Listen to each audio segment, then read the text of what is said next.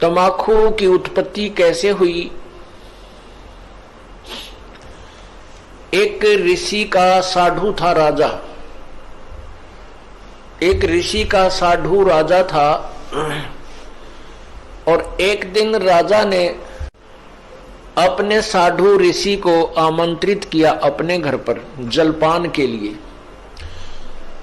तो राजा ऋषि ने बहुत मना किया अपनी पत्नी को कि राजाओं का और ऋषियों का कोई मेल नहीं होता, राजा बड़े अभिमानी होते हैं, ये कोई हमारे सिर में दर्द करेंगे। लेकिन वो ऋषि पत्नी नहीं मानी, कहने लगे मेरी बहन कब कब मुझे बुलावे, आप तन्यों नाक चढ़ाया करो, कोई भी काम हो जा। अर्थात ऋषि जी को विवश कर दिया राजा के घर जाने के लिए। अब राजा के घर गए तो राजा ने अपनी जो महिमा बना दिखाने के लिए और ऋषि पत्नी को प्रभावित करने के लिए बहुत अच्छे आहार, मेज पोस मेज का ऊपर काजू किस्मत सेब संतरे कर नाना प्रकार की सब्जी बनवा कर, जलेबी कचौड़ी पकौड़ी दही खीर हलवा सारे व्यंजन लगवा दिए मेज पे। अब आहार किया ऋषि जी ने भी, ऋषि पत्नी ने भी, सब ने मिलकर आहार किया। अब चलते समय ऋषि जी ने कहना पड़ा जी आप भी हमारे यहाँ आइएगा, एक औपचारिकता होती है। तो राजा ने कहा अवश्य आएंगे, कभी समय मिला तो अवश्य आएंगे। एक दिन वो समय मिल गया, राजा ने संदेशा भिजवा दिया कि हम आ रहे हैं। अब ऋषि पत्नी चिंतित हुई कि वो तो सचमुच आ रहे हैं और साथ में ये संदेशा भेज दिया कि मेरे साथ हजारों की संख्या में अंगरक्षक होंगे, मेरे सैनिक होंगे। अब राजा चाहता था कि ऋषि को नीचा दिखाना, ये एक बूंदी बीमारी है साधु, ये दिखाना चाहता था कि मैंने ऐसे ऐसे आहार कराए हैं और ये ऋषि जी कुछ नहीं करा पाएगा, इसकी मिट्टी पलीत होगी। और परमात्मा कहते हैं कबीरा सब जग निर्धना, धनवंता ना कोई, धनवंता सो जानियो जप राम नाम धन होए। अब ऋषि जी के पास अपने तप की कमाई थी, अपनी साधना भजन की कमाई थी। ऋषि जी ने स्वर्ग से कामधेनु गाय वो उधारी ले ली कुछ समय के लिए और उसको अलग से एक टेंट में रखा हुआ था। उधर से राजा अपने हजारों सैनिकों को साथ लेकर पहुंच गया और ऋषि से कहा कि भोजन की तैयारी करवाओ। ऋषि जी ने कहा जी भोजन तैयार है, आप खाना खाइए। अब वहां लगी लाइन और साथ की साथ थाली आ रही है, सबको परोसी जा रही है। ऋषि जी ने अपने एक सेवक को उस गाय वाले टेंट के सामने बैठा दिया, वो उठा उठा कर थाली बाहर रखता रहा और उस टेंट में जो भी कोई वस्तु मांगते थे, इतनी थाली हलवे की, इतनी थाली खीर की, इतनी थाली दाल की, इतनी सब्जी की, तोरी की सब्जी, घिया की सब्जी, सब प्रकार की काजू किस्मत सेब संतरे दही बड़े, यानी जो भी वहां उस आवश्यकता थी उस भंडारे में सभी उपलब्ध उस कामधेनु ने करवा दी। ऋषि जी के पैसे यानी पुण्य की कमाई स्वर्ग में जमा हो गई, उसके प्रतिफल में उसको वहां सब वस्तु प्राप्त हो गई। अब जब सब सैनिकों ने खाना खा लिया और ऐसा स्वादिष्ट भोजन उन्होंने कभी नहीं खाया था, तब राजा ने पूछा कि हे ऋषि जी, आपके पास ना कहीं कोई भोजन बनाने की व्यवस्था नजर आ रही है, ना किधर को चूल्हा डाल रखा तुमने, ना कोई हलवाई बुला रखा, ये ऐसा भोजन स्वादिष्ट भोजन कहां से आ रहा है? तब राजा ने बताया कि मेरे पास एक कामधेनु गाय है और उसमें यह शक्ति होती है कि वो चाहे पूरी पृथ्वी जीव जा, भोजन खा ले पूरी पृथ्वी के प्राणी, तो भी उसका अंत नहीं आता। तो राजा के अब साधु की यारी दोस्ती इतनी होती है। अब राजा की नीत में खोट आ गया, नीयत में खोट आ गया। उसने सोचा यू कंगाल क्या करेगा, इस गाय का मैं ले चलता हूं, बहुत ज्यादा सेना है मेरे पास और ये गाय सभी आहार करा दिया करेगी। कहने लगा ऋषि जी ये गाय मुझे दे दे, आप क्या करोगे इसकी। ऋषि जी ने कहा ये गाय मेरी नहीं है, मैं उधारी लाया हूं, मैं आपको नहीं दे सकता। तो राजा बोला सैनिकों से कि सैनिकों इस गाय को छीन लो। अब ऋषि सोचता है अच्छा नालायक ये तो जबरदस्ती कर रहा है मेरे साथ। तब उस ऋषि ने कहा हे गौ माता आप अपने स्वदेश लौट जाइए, मैं विवश हूं। इतना कहते ही वो टेंट के ऊपरले हिस्से को पाड़ती हुई और गाय आकाश की तरफ, स्वर्गलोक की तरफ चल पड़ी। राजा ने गाय को कंडम करके नीचे डालने के लिए तीर मारा, पैर में तीर लगा और कहते हैं वो गाय का खून रक्त जमीन पर गिरा और गाय चली गई। तो जहां जहां वो खून गाय का गिरा वहीं पर कहते हैं तम्बाकू की उत्पत्ति हुई। अब हिंदू लोग एक तरफ तो माता को इतना प्रिय मानते हैं, गाय को अपना मां के तुल्य आदर देते हैं और फिर मां के खून को पी रहे हैं। क्या बताते हैं, खो नाम खू का तमा नाम गाय, 100 बार सौगंध इसको ना खाए।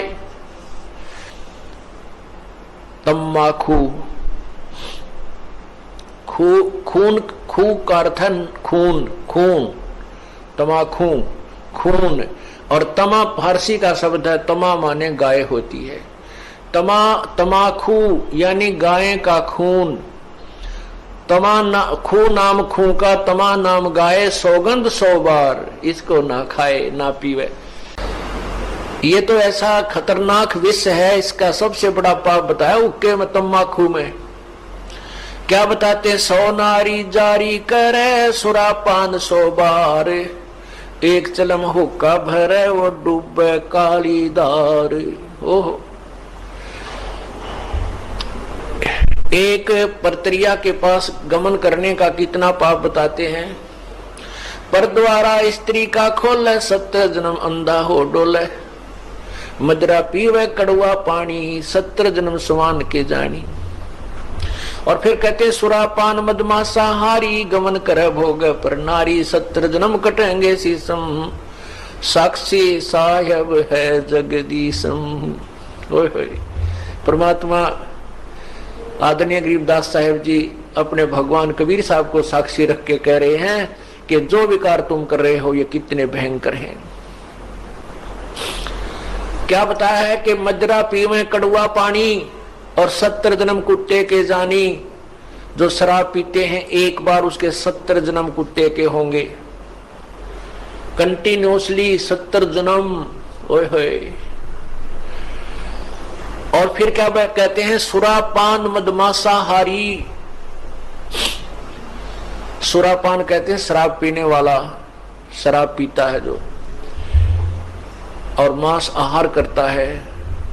और गमन करे भोग पर नारी, जो दूसरे की पत्नी के पास दुराचार करता है, तो उनके साथ क्या बनेगी, 70 जन्म कटेंगे शीसम, साक्षी साहेब है जगदीशम। उन लोगों के 70 जन्म शीश कटेंगे, कि तो बकरा बनेगा, कि तो मुर्गा बनेगा, कि तो वैसे, कि तो गंडासी में आकर कटेगा, कि तो थ्रेसर में आकर नाड़ आ जाएगी। यानी दुर्गति से मौत होगी, बुरे जन्म होंगे। उसके लिए बताते हैं कि 100 नारी जारी करे सुरापान 100 बार। ओए होए। मदरा पीवे कड़वा पानी, शराब पीवे उसके 70 जन्म कुत्ते के होंगे। और ये 100 बार पीने वाला 100 बार पी ले और 100 बार पर नारी गमन कर ले, उनको कितना पाप हो जाएगा, बहुत ज्यादा। कहते उन सबको मिलाकर एक हुक्का पीने वाले को, एक हुक्का भरने वाले को पाप है। पीने वाले गेला का के बनेगी, क्या बुरा हाल होगा उसका, जो केवल भरकर देता है, पीने का सहयोग देता है, उसकी ये दुर्गति। और पीने वाले का तो पता नहीं कितना जुल्म होगा उसके ऊपर। 100 नारी जारी करे सुरापान 100 बार, एक चलम हुक्का भरे वो डूबे काली धारी। इसलिए मना करते हैं कि तुम हुक्का भी भर के मत देना। उन जो पाप कमा रहे हैं, स्वयं भी नरक में जा रहे हैं और उसमें सहयोगी बना रहे हैं अपने पुत्र पुत्रियों को, पौत्र पौत्रियों को या पुत्र वधुओं को भी आजकल हुक्का भरवाने लगे। तो कहने का भाव ये है पुण्यात्माओं, ऐसी गंदी वस्तु। गरीबदास साहब कहते हैं यही मूल मंत्र तमाकू ना बोई। इस तमाकू से पीछा छुड़ाने का मूल मंत्र है कि तमाकू बीजा ही मत करो। अब इस तमाकू में इतना दोष क्यों बताया, इस तमाकू को इतना हानिकारक दोष क्यों बताया, सबसे ज्यादा भयंकर क्यों बताया? इसका कारण है कि मानव शरीर परमात्मा पाने के लिए ही मिलता है। जो पुण्यात्मा परमात्मा चाहते हैं वो मानव शरीर में ही उसकी तलाश खोज और मेहनत मजदूरी करके उस परमात्मा को पा सकते हैं। अन्य इसमें अगर हम भक्ति नहीं करते हैं, परमात्मा नहीं पाते हैं, तो पशु पक्षियों जैसा जीवन ही जीकर हम चले जाते हैं।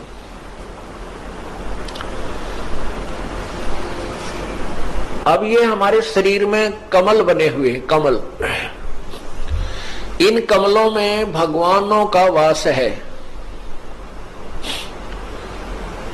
मूल कमल में गणेश जी, मूल कमल में गणेश जी और स्वाद कमल में सावित्री ब्रह्मा जी, नाभि कमल में विष्णु और लक्ष्मी जी, हृदय कमल में शिव और पार्वती जी और कंठ कमल में शेरा वाली दुर्गा जी।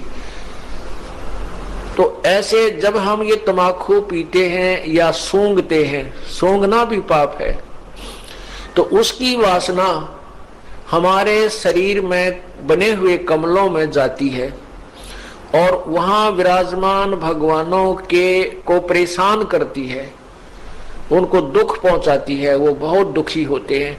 अब जैसे रिश्तेदार आ जावे और उसको कमरे में बैठा के अच्छी रोटी खाना खुना खिला के और उससे मैं एक छोटे से कमरे में ही और धुआं कर दे,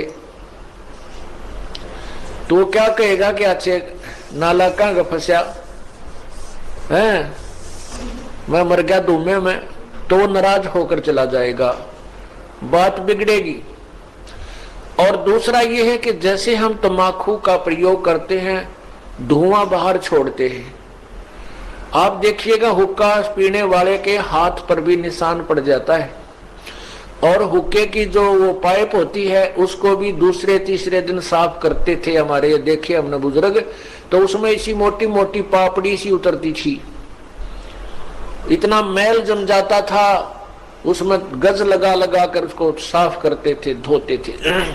इसी प्रकार हमारे शरीर में ये इला, ये पिंगला, अब ये इला बाया जो अंग बाया नाक है इसको इला कहते हैं और दाया को पिंगला कहते हैं।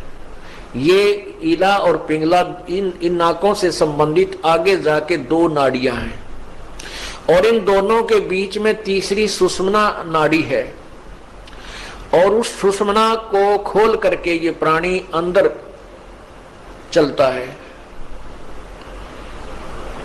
फिर कमलों से होता हुआ फिर त्रिकुटी पर पहुंचता है। और तंबाकू सबसे पहला काम क्या बिगाड़ता है कि उस सुषुम्ना के जरा से सुराख को और बंद कर देता है, उसको जाम कर देता है, इस मनुष्य जीवन को बर्बाद कर देता है।